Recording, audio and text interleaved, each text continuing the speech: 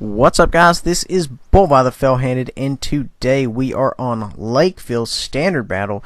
The Reds have spawned on the northern spawn, and the Greens have taken the southern spawn. I have a compadre with me and an IS-6, and we plan to run the 2-line. Now, normally, my constant viewers, the 2-line is just reserved for setback and consolidate your position, because what normally happens is you push the 2-line and you get punished. Typically your heavies are gonna push the city, so we have a heavy and a medium. Although that being said, the Type 59, if you remember some of my previous videos, I consider a pocket heavy, which can fulfill the role of a heavy tank, much like this Super Pershing, if you will, with its additional bolt-on armor. Now, you have to be extremely cautious in going hull down like this, because the gentleman you are firing on directly to your 12 o'clock, there may be someone behind him firing on you that you are not hull down from. So just be aware of that. Just got penetrated right there, and that is the gentleman doing the work right there. So we're just going to sit here and pull down into some good hull down position. And in order to penetrate our turret, he has to strike our commander's hatch, either one of the hatches to the left and right of the top of the turret, or he has to have enough gun to go through to the left and right of the gun. A lot of penetration to make that happen, boys and girls, so just be aware of that. Now, I am still running AP. I see the Yag Kitty pull up. I decide to switch to APCR, and at this point, I kind of realize I am on the losing end of the trading here. Every time I pull up, I take rounds. I don't really connect that many. So what I am doing here is, very shortly, I am going to switch to support fire. Support fire is very important. Support fire is for your tanks that cannot be on the front line due to health restriction, armor, things of that nature. Take, for example, a CDC. AMEX CDC is made for support fire, because you cannot go, straight hand-to-hand combat. You can't face hug with, you can't do any of the brawling tip of the spear type of combat with that vehicle. Your 50B and your tier 10 lobby, your T57 heavy, there's a multitude of tanks that fulfill support roles. And, like I said, once I'm low health, or once you're low health, you fill that role. Now, while there's not a lot going on in the video, I'll go ahead and elaborate on this. Say, for example, you're in a tier 8 game, and you're in a Tiger 1, or, some other tier 7, or an IS-2. What you would do then is, if there are multiple, tier 8 heavies, you would provide support for them. Make sure they do not get overrun. You're not going to be the first one into battle, but you're going to be there supporting them. And the reason being is, their tier 8s are going to be on the front line.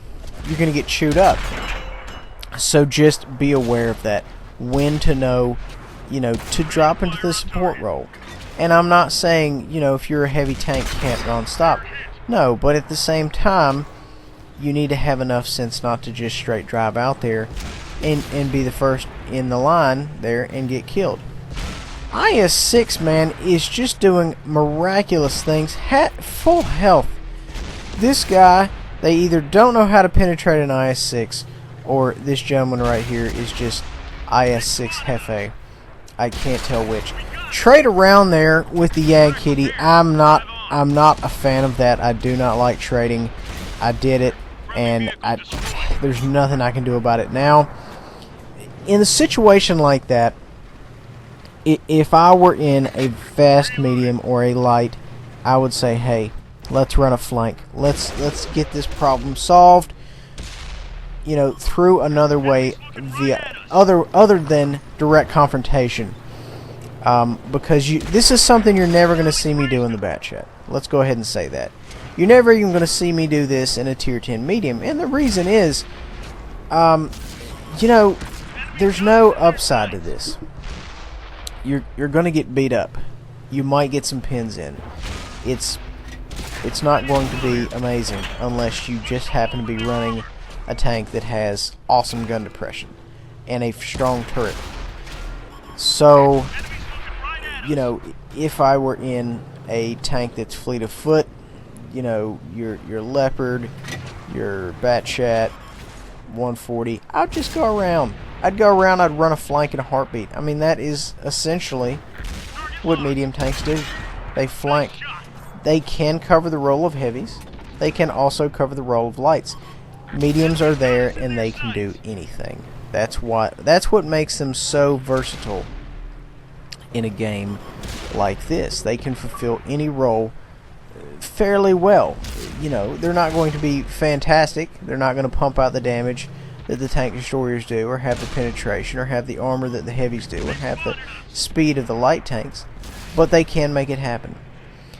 Now, I am repositioning here. Things are kind of going, I feel things are going a little south. I need to get back into cover. Our IS-6 here is taking a beating. I feel some type of way about this entire situation. The one other guy we had for backup just bought it. So things are coming to a head, and they're going to get worse before they get better, unfortunately. Now, the smart thing probably would have been for me to do is just back up, take cover, hope for the best. Wait for our backup to come, instead of getting shot in the side. So, but at the same time, you know, I understand, you know, you have to make something happen. I feel that way as well. But if I would have stayed tucked in back there where I was just a few moments ago, possibly it might have been a better or a different game, and I may have survived. So, hopefully, you can learn from my mistakes. Know when you need to take cover, and just essentially disappear from the map for a while. Survival is what's very, very important. We didn't do loads of damage. We blocked a ton of damage. Well, 2,300 is a lot for this tank. Guys, please remember to like, subscribe, and share. Check the description box below for other YouTubers that are like-minded. We'll see you guys next time.